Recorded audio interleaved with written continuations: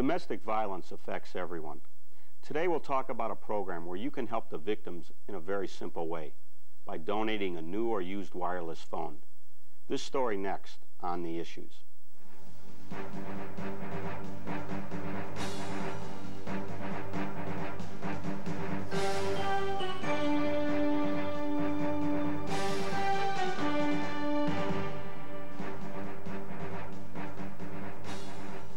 Welcome to On the Issues. I'm District 4 Councilman Phil Gordon. Every 9 seconds, a woman is physically abused. Every 6 hours, a woman is killed at the hands of an abuser. And every year, 3 million children witness the acts of domestic violence. These statistics are staggering, but true. You can help to end domestic violence by donating a mobile phone for domestic violence victims. Joining me today to talk about the Donate a Phone program are Jill Faver from the Arizona Foundation for Women, Wendy Wheeler from Alltel, and Paula Adkins from Motorola. Welcome. Thank you. Good morning. So Jill, tell me about your organization and about this program. Well, the Arizona Foundation for Women was founded to serve the unmet needs of women and children in Arizona, and we focus on the areas of domestic violence, child abuse, and teen pregnancy prevention. And when we first learned about the program, the national program to collect cell phones for victims of domestic violence, we knew that we had to bring this program to Arizona to protect the victims here.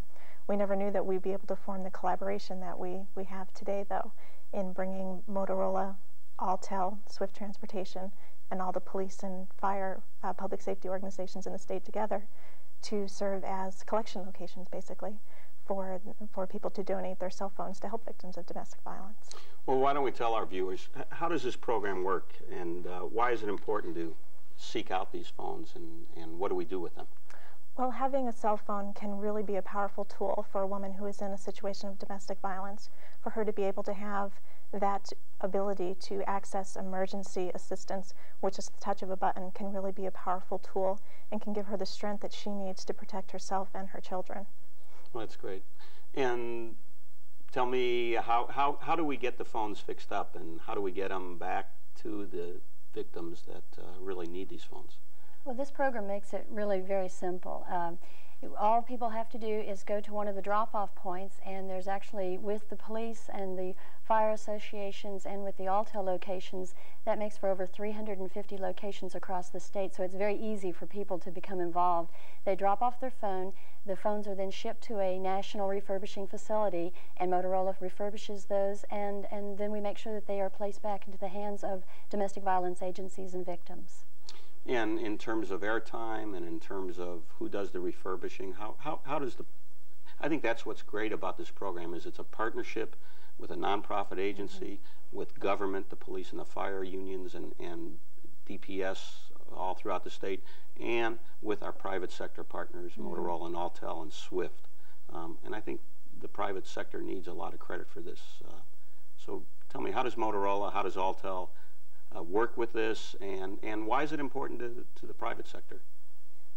Well, Motorola refurbishes the phones, no matter what make, model of phone it is, replaces them if necessary to make them operable, makes them available through the Wireless Foundation, which is a consortium built by the cellular telecommunications industry, and makes them available through carriers such as Alltel. It's the generosity of carriers like Alltel that makes them actually operate, because Alltel provides the airtime. Well, I think it's great. Let's just say I have a used cell phone at home, and it's working or it's not working. Does that make a difference? Makes no difference. Okay, so I have a phone at home, just happens to be one that's sitting in my hands, let's say, and I want to get it to this program. Then what do I do? Well, to find the location closest to you, you can, if you have access to the internet, you can log on to our official website, which is 12news.com/donate-a-phone, or you can call the Arizona Foundation for Women office at 602-221-4666. And basically, you can take your phone to any Alltel store or participating police or fire station in the state.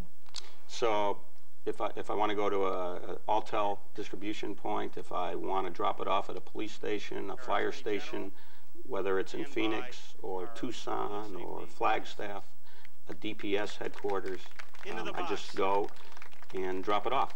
No. We do, and it is tax deductible. When you go and you drop off the phone, you will receive a receipt.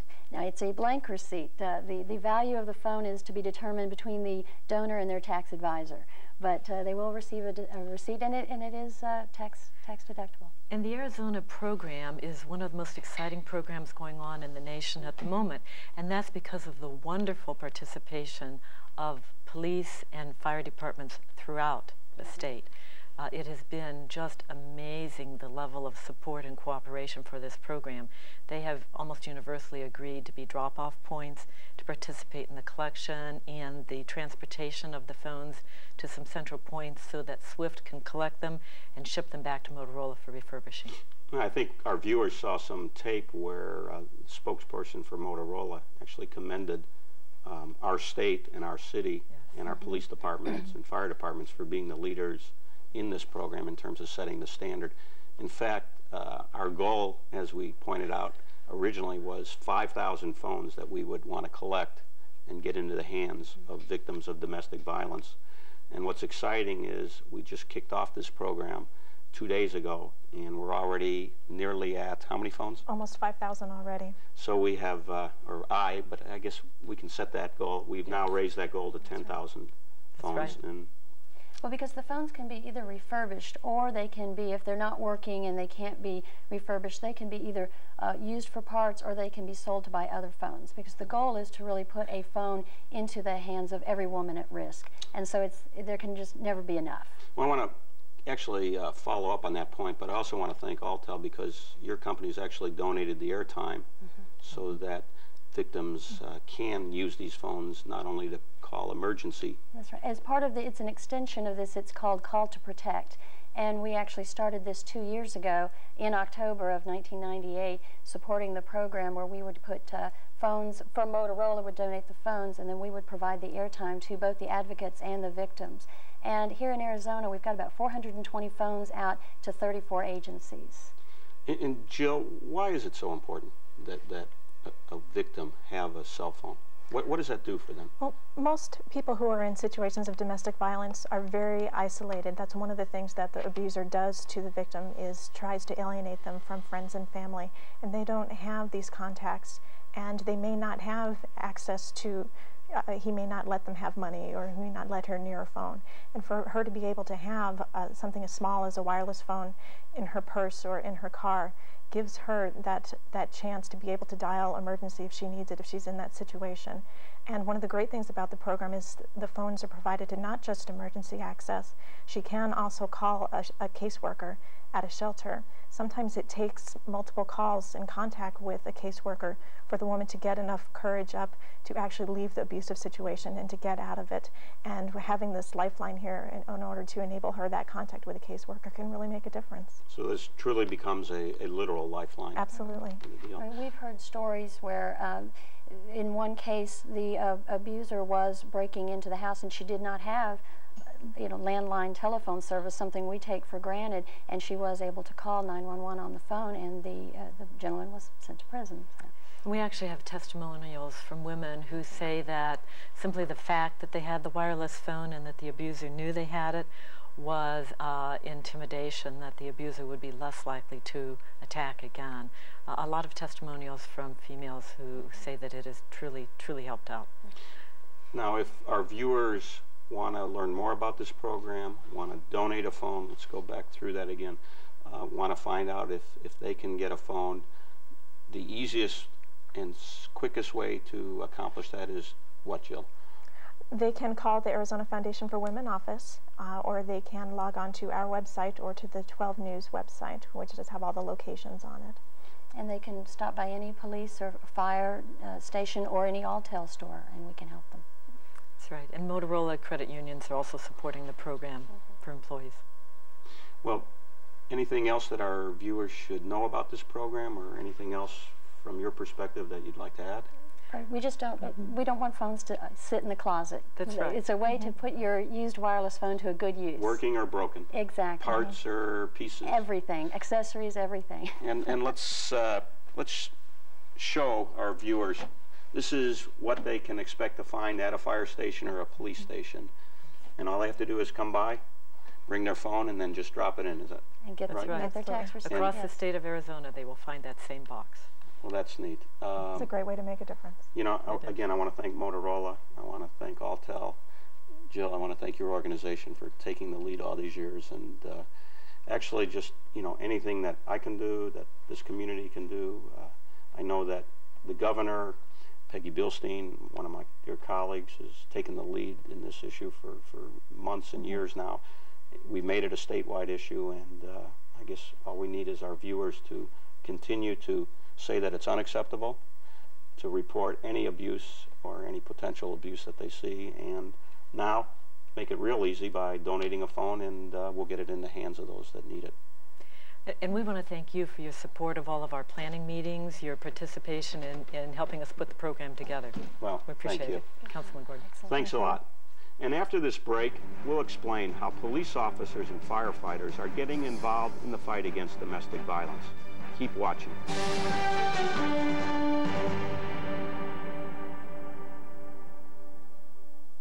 Every day, 5,000 women become victims of domestic violence, and their most powerful weapon against this atrocity may be sitting right in your own home waiting to make a difference. When a woman is in trouble, a wireless phone can be an emergency lifeline. So if you have a phone you're no longer using, please donate it to the Wireless Foundation today. It's easy to do, it costs the person you're helping nothing, and it might just save her life. Please help. Contact the Wireless Foundation today. Welcome back to On the Issues. I'm Councilman Phil Gordon. Police officers and firefighters are usually the first to respond to domestic violence calls, and they see firsthand the devastating effects of physical and emotional abuse. Now, police and fire departments throughout Arizona are getting involved with the Donate a Phone program. Here today to talk about their continued commitment to fight domestic violence are Mike Petchel from the Arizona Police Association and Chris Midra from the Professional Firefighters of Arizona. Welcome. Thank you, Phil. Thank you. Chris, why should public safety get involved? Well, it seems like a natural for us in that, as you said in your introduction, we deal with domestic violence on a regular basis. Unfortunately, as a matter of course, it's been after the fact. This was a real chance for us to jump in, be proactive for a change, and make a difference in this terrible problem that affects our community. Well, I know that you and Mike have taken the lead to spearhead a drive throughout Arizona, which, as I said earlier, has been acknowledged throughout the country now as the leader in this program in terms of setting a new bar. How have you done that, and who is involved? Well, from the, and I'll defer a second part of the answer to Mike here, but from the fire departments and the firefighter associations, virtually everybody knows where their fire station is. Virtually everyone in our local community of the firefighters themselves, our administrators and what have you, realize what a great program this is. So it all just fell together very naturally that dropping off phones at fire stations would be perfect. And so we've taken virtually every fire station in this state, across, from Yuma to Globe, from Flagstaff down to Nogales, and everywhere in between, and opened them up to the public to drop off those phones. And then the various police associations have done a similar thing. If I could defer to Mike on that, he should probably Sure. speak to that. So it's okay for our viewers to just come into a fire station or a police station, Mike? We've posted the addresses of all the participating 24-hour, 7-day-a-week police and fire facilities, thanks to the generosity of 12 News, to go on their website at 12news.com/donate-a-phone will take you to an alphabetical listing of all of the public safety locations throughout the state. So you just pick the city you live on, click on the first letter of that city, and it will bring up a list of all the participating phones, locations where you can drop off the phones, plus a list of all the participating organizations that are involved in this program. And if there's any doubt, basically just walk into a police station or a fire station and... If there's a doubt, because not all police facilities, for example, are open to the public. We have some facilities where we have no public counter. But if there is a doubt, you could take it to a precinct station, for example, and they'll see that the phone gets to where it belongs. And it's important to mention that those who donate receive a tax receipt for their income taxes to claim a deduction for the donation to the phone, a charitable deduction. Now, Mike, at the last I heard, there were, what, over 350 locations throughout the state? 350 locations, and this is a very unique partnership on the public safety side. I think kind of commending the lead that police and fire unions have taken in this state to work with our management associations, the Chiefs Association and the Arizona Association of Counties, to encompass the county sheriff's departments, to bring together labor and management in a very beneficial program for the community, and creating some intervention into the domestic violence program. And from your perspective as a police officer, what's happening in our community with respect to domestic violence? Well, if you just look at Phoenix, for example, in the last 5 years, we've had well over 65,000 domestic violence calls just in the city of Phoenix. Going back to about 1995, we had about 11,000 calls that year. Once the state law was changed and we changed our procedure and policies in the Phoenix Police Department, where if we're called to a location for a domestic violence purpose and if we see signs of an assault, criminal damage, some sort of abuse, some violation of the domestic violence statute, at least one person will go to jail. We will stop the violence at that point. Because in the past, a lot of people were afraid that if they did report an act of domestic violence, that nothing would happen and that that cycle would continue. But what you're telling me is, if you get called out there and you see an act or witness or signs of domestic violence, somebody is going to go to jail. Somebody's going to go to jail, and often we may take both parties to jail because there will be allegations of offenses against both parties involved. And it's not only married people, it's people who have been married before and divorced. It's people who have cohabitated as husband and wife, domestic partners, boyfriend, girlfriend, if they've lived at a living arrangement together. So while we have put in other procedures to preclude violence and the escalation of violence and continuation through restraining orders and orders of protection, this Donate a Phone program is really a positive step for the public safety groups to finally say, here's some immediate help, here's how to get the police or the fire department to your location quicker than ever. And Mike, is it a priority to the police to respond to a domestic violence call? And this is an extreme priority to the police. It's our one of our priority one or emergency calls, and for officers, obviously the big priority is the fact that so many children witness this type of violence, and then that cycle continues if public safety doesn't intervene. Chris, your departments, the fire departments, or Mike, the police departments, are usually the first ones on the scene. How does that affect the individuals that arrive there? I mean, this has got to be hard on you guys too. Well, it's you're right. It's very difficult, and from several different perspectives. One being is just physical danger to the responding firefighters and police officers. It's not uncommon for angry people to rechannel their anger towards, and in fairness, more towards the police officers, but towards firefighters as well. So we have our own personal safety to consider, and that walking into those situations, certainly that's on our mind. The other thing is you know, none of us are machines, and there's a certain machismo, if you will, attached to firefighters and police officers, but you know what, we really are just people. And you bet, walking in on that, particularly looking at it from a cumulative basis, yeah, it has a very negative effect on us, you bet. And Mike, a lot of children you see at the same time witnessing this?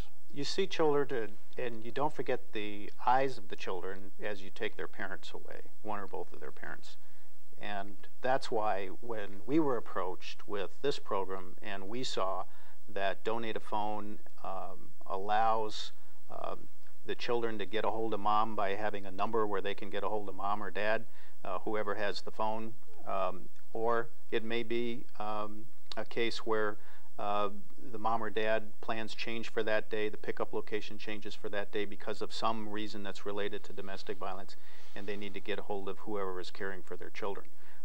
It's a wonderful program. We've got wonderful community partners involved in this in the private sector with Motorola, Swift Transportation Company, Alltel, Channel 12, bringing all of this together in a unified statewide effort, which hasn't been done. There have been local efforts done in other states, but this is the first time we've brought two public safety statewide organizations together to make an impact on this problem.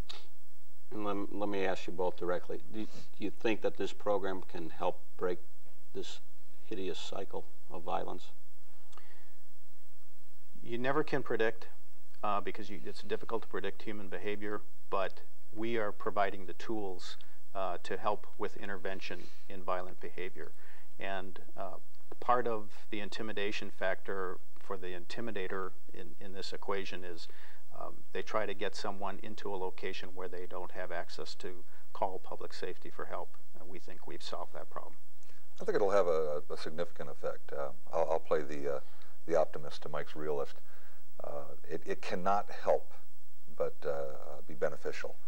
And I know that we are certainly proud, is the best word I can think of, to be on the ground floor of this program, which, as Mike says, and this didn't occur to me, but he's right, when you look into the eyes of the children.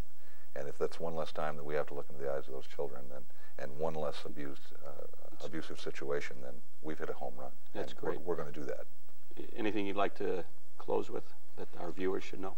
We've tried to make this project as simple as possible for our donors to come to any police or fire station that's participating. Go to the Channel 12 website, 12news.com/donate-a-phone, find the location, drop off a phone, get a tax receipt, and know that you've done a very important service to the community. I would say ditto to that. Your police officers and firefighters are your friends, just in general, but specific to this issue. You bet we're on top of this. Glad to be a part of it. Bring those phones in. I have a very personal, ambitious 25,000 phones I'd like to see come into Arizona. You top my... I'm an optimistic kind of guy. And I believe that we can do that, and we're going to do everything we can, and know that your fire stations are there 24 hours a day for you, and bring those phones in. Well, Chris and Mike, I sincerely want to thank you. I mean, you are the two that spearheaded this, that made this program the model for this country and the state, and I know we'll reach the 25,000, and hopefully Motorola and Alltel don't get too many heart attacks in terms of that, so they don't need to call you. Well, and thank you, Councilman Gordon, for your participation. When we came to you and asked for your assistance, you did not hesitate, and those are the kinds of responses we want from our elected officials, and you help coalesce the public-private partnership, and for that we're extremely grateful. I thank you, and again, this is a program from the governor to colleagues like Peggy Bilstein that have led the fight that it's an honor to be part of, and we'll end this cycle. Next, we'll talk about the effects of domestic violence on children. Keep watching.